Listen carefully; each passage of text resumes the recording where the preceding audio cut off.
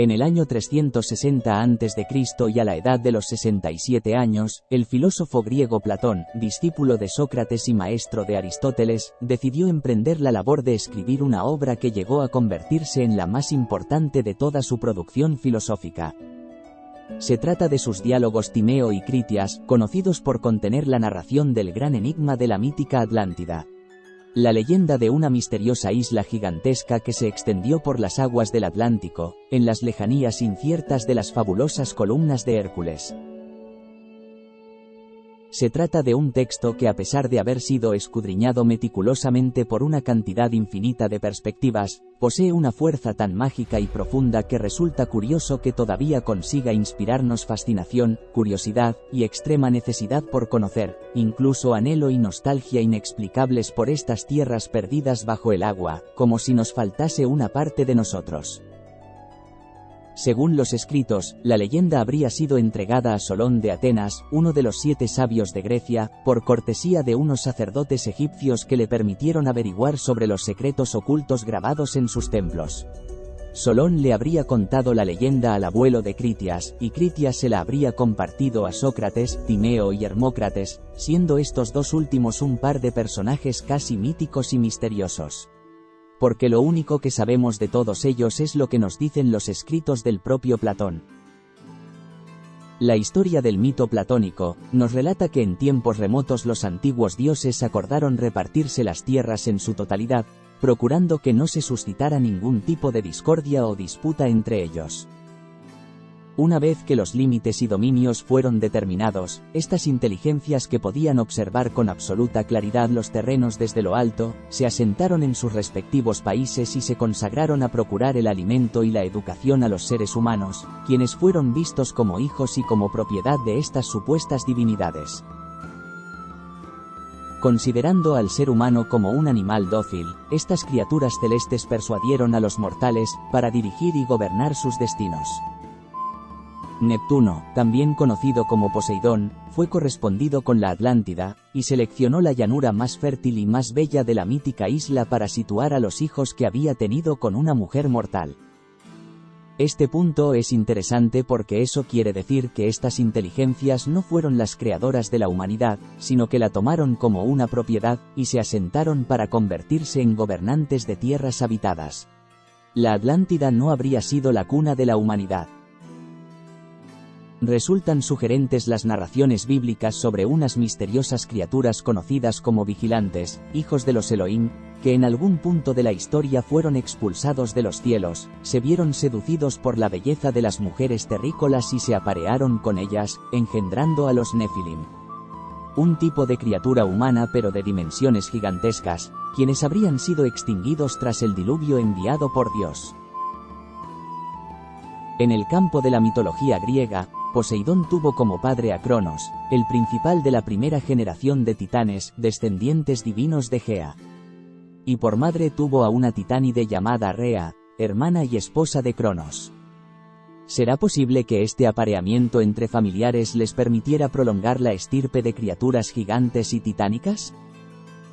Los ángeles caídos, también conocidos como Grigori, habrían enfurecido a Dios tras violar las leyes divinas y mezclarse con las mujeres humanas, a quienes les revelaron los conocimientos prohibidos de las artes y las ciencias, tal como se lee en la leyenda de la Atlántida descrita por Platón. En esta imagen grabada en un plato de cerámica corintia, del 550 al 525 a.C., se puede observar a Poseidón portando un tridente, muy parecido en detalles a las antiguas divinidades sumerias, quienes también parecían utilizar algún tipo de tecnología similar. Cerca del centro de la isla, habitaba un hombre llamado Evenor, quien con su esposa Leucipa engendrarían a Clito, una joven que en su madurez se casaría con el dios Poseidón, y juntos darían nacimiento a la extirpe real de la isla de la Atlántida. Un continente que, según la historia, habría llegado a ser más grande que África y Asia. Y Poseidón se encargó de embellecer la isla hasta convertirla en un verdadero paraíso. Se dice que la isla suministraba en abundancia todos los materiales necesarios para la creación de obras artísticas, y mantenía un gran número de animales salvajes y domesticados, donde los elefantes se encontraban en exuberante cantidad, así como el alimento natural necesario para abastecer a todas las criaturas de las praderas, los pantanos, los lagos y los ríos, las montañas y las llanuras. Todos los perfumes que la tierra produce hoy, en cualquier lugar que sea, raíces, hierbas, plantas, jugos destilados por las flores o los frutos, se producían y se criaban en la isla. Asimismo, los frutos blandos y los duros que nos servimos para nuestro alimento, todos aquellos con que condimentamos las viandas y que generalmente llamamos legumbres, todos esos frutos de corteza con que juegan los niños y que son tan difíciles de conservar, y todos los frutos sabrosos que nos servimos a los postres para despertar el apetito cuando el estómago está saciado y fatigado. Todos estos divinos y admirables tesoros se producían en cantidad infinita en esta isla, que florecía entonces en algún punto a la luz del sol. Clito y Poseidón tuvieron 10 hijos, todos varones y mellizos, quienes recibieron cada uno una porción de la isla. El hijo mayor de los primeros mellizos fue llamado Atlas, de quien la propia isla y el océano Atlántico han recibido su nombre. A su hermano le fue concedida la extremidad de la mítica isla dirigida hacia las columnas de Hércules, una zona en la Atlántida llamada Gadirica, en honor a este hombre llamado Gadiro.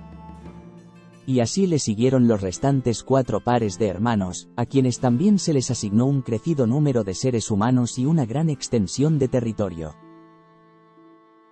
Los hijos de Poseidón y sus descendientes habitaron este país durante muchas generaciones y sometieron en aquellos mares a otras muchas islas, extendiendo su dominación hacia Egipto y la Tirrenia.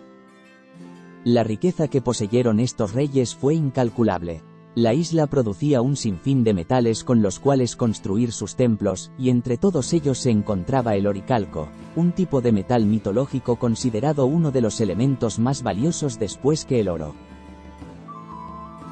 Y todas las riquezas del suelo fueron utilizadas por los habitantes de la isla para construir templos, palacios, puertos, dársenas para las naves, y comenzaron a crear puentes sobre los fosos circulares para lograr comunicar la estancia real con el resto de la isla.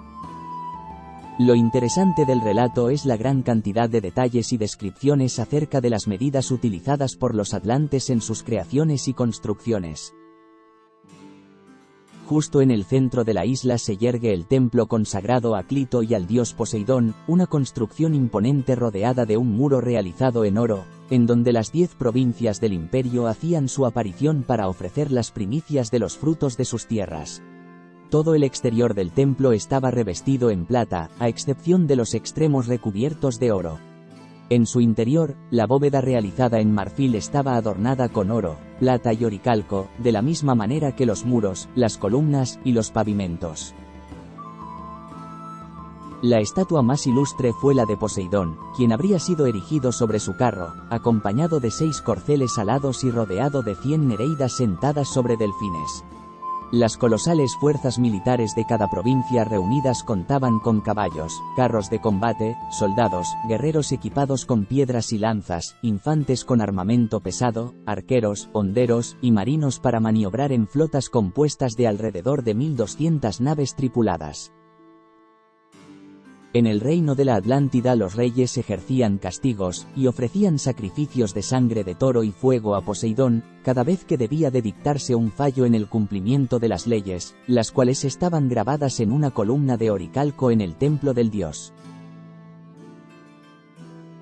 Cuenta la leyenda que la perfección se había instaurado y desarrollado en la isla de la Atlántida, durante el período en que los reyes conservaron sus virtudes y su naturaleza divina, pero que la esencia divina se fue degradando a raíz de la mezcla continua con la naturaleza mortal de los hombres. El relato asevera que cuando la humanidad los superó en número, se volvieron impotentes para soportar la prosperidad y la abundancia que con tanta dedicación habían cultivado, y comenzaron a degenerar. Es interesante percibir la manera en que los dioses califican al ser humano como una criatura pecaminosa e inferior, con la supuesta capacidad de reducir la presencia de lo divino, conllevando la irremediable destrucción. La humanidad se ha ido desarrollando con estas ideas desde la remota antigüedad, y continuamos viéndolo claramente en la religión. Es posible que estas programaciones denigrantes hacia la humanidad provengan de estas mentes que tanto ansiaron y se atrevieron a someter al ser humano, y podemos encontrar algunas pistas en los textos bíblicos. Lo que nos están diciendo es que lo divino se encuentra únicamente en ellos, no en nosotros. Zeus, el dios de dioses, se dio cuenta de que la estirpe divina estaba llegando a niveles altísimos de depravación y envilecimiento. Y por consiguiente reúne a todos los dioses en el centro del universo para decidir sobre el castigo que aplicará con mano dura, buscando atraer la virtud y la sabiduría nuevamente en la isla. Una vez agrupadas todas las fuerzas del universo, Zeus se dispone a brindar el veredicto, cuando de pronto e increíblemente el relato se interrumpe de forma abrupta, y Platón nos abandona con la incertidumbre para siempre. Lo más probable es que Zeus haya decidido enviar un diluvio para exterminar a los inicuos y arrasar con la Atlántida, de la misma manera en que el dios Enlil de la mitología sumeria envía un diluvio para acabar con los humanos, o el mismo Yahvé de los textos bíblicos, porque algunas corrientes estarían de acuerdo en que el diluvio también sirvió como método para eliminar a los ángeles caídos y a los antiguos Nefilim. No voy a permitir que mi aliento de vida esté en el ser humano para siempre, porque él no es más que un simple mortal. Así que la duración de su vida será de 120 años.